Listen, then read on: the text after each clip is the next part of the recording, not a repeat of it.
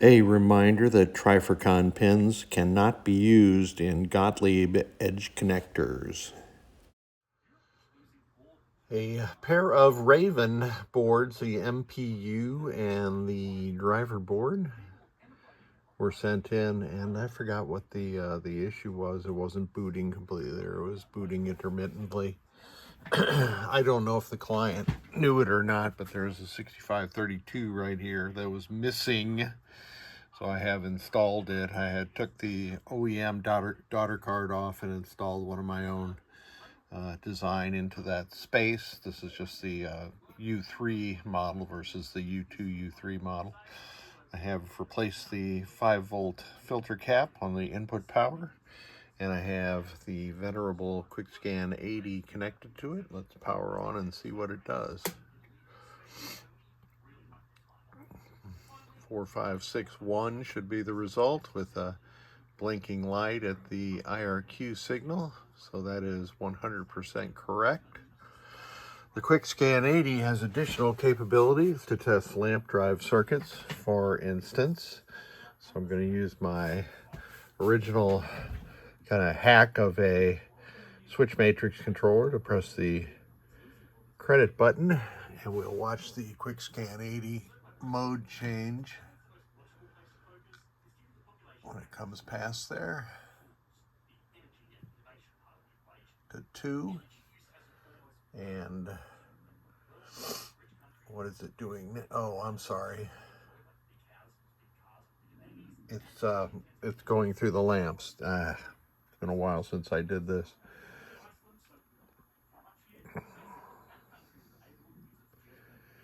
And you see those 4 that are lit, and they went off as another one went on. That is normal. That is just the way that Gottlieb implemented that on the driver board, where Q lights one side of a lamp and not Q lights the other side of the lamp. Let me pan back because it's going to do some solenoids up on the smaller board, upper left. So those are working correctly. And if I press the credit button again, we're going to switch to test 3. There it is. And now it is testing the sound circuitry. It is counting in a sort of a reverse binary way. The light that is off, if you consider that on, that's 5, 6, 7 will be all lower, all 3 lower ones on, 8. So we can see that all the sound circuitry that comes through Z13, a 7404 inverter, is working correctly. And it originates on the MPU, of course. The next test is solenoid test, and I didn't get down here quick enough. Didn't want to give you vertigo. All right, let me pan back here.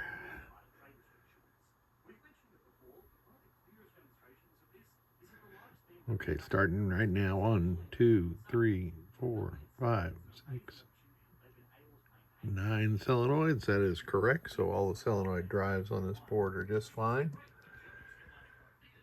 And then the next test is, I gotta hold down the credit button at the right time. Test 5 is switch test. This is kind of awkward on the QuickScan 80.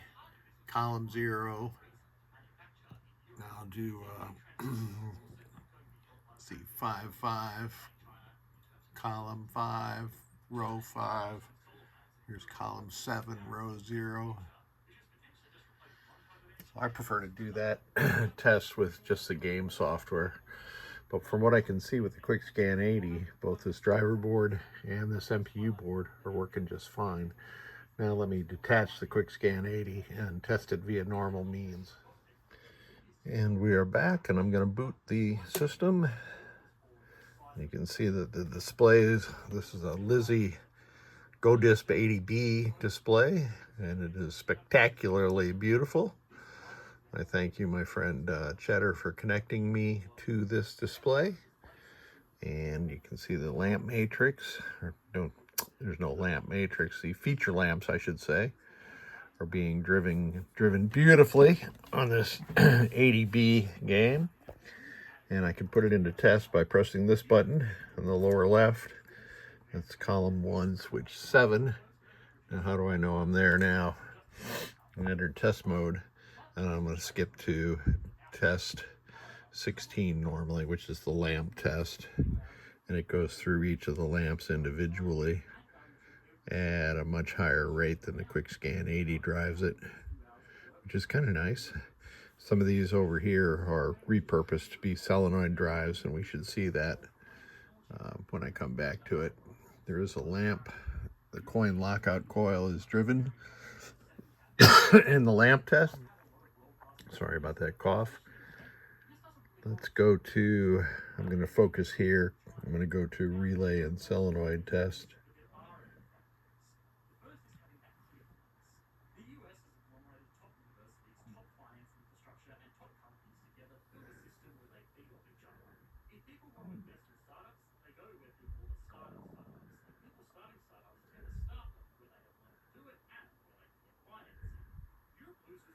I'm not sure I caught all those on camera, but those all seem to be working correctly, except possibly this game over. Oh, sorry, it turned it off. Let me go into that test again.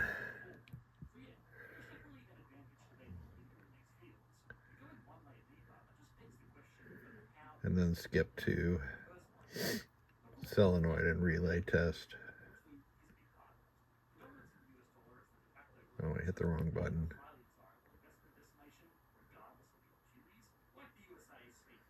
Yeah, I'm not sure about that game over relay staying on. I don't normally see that stay on. So let's skip that test. And we go to switch matrix test. And I'm just going to go down the diagonal of the switch matrix.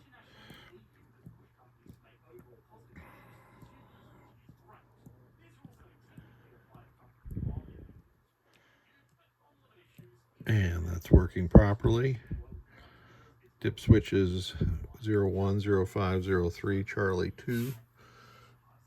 01, 05, 03, Charlie 2. That's correct.